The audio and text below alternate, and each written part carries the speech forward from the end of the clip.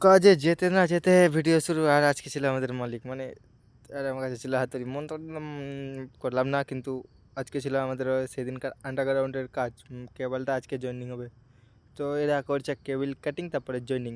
কেটে দিল চামড়ায়, মাল বেরিয়ে গেল।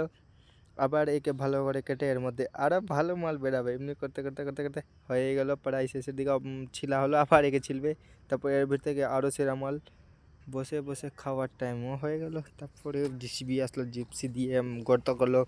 গর্ত করার পরে আবার জয়েন্টিংয়ের কাজ শুরু, মানে গর্ত ছিল না তখন। মেন ওয়ারিং বের করে জয়েন্টিং করবে। জিসিবি আবার গর্ত মুনছে, কারণ গর্তের কাজ শেষ। এটা কেবল রাখা আছে নিচে, ওটা হচ্ছে আন্ডারগ্রাউন্ডের 11 কেবির কেবল। তারপরে এটাকে ছিলা হয় এমনি করে, মানে এটা হলো পাঞ্চ, মানে মেন তারবারকে জুড়ে এটা দিয়ে পাঞ্চ করা যায়, কোনো জয়েন্টিং না ছুটে। এটা করলে তারটা সেরা হয়ে চিপকে থাকে। তারপরে একে মারতে হবে হিট, মানে হিট দিয়ে প্লাস্টিক দিয়ে। জয়েন্টিংয়ের কাজ শেষ, তাই এদেরকে আবার হসপিটালের পাট্টি করে দিই। পাট্টি না করলে এরা লিকেজ করবে, লিকেজ করলে আবার প্রবলেম।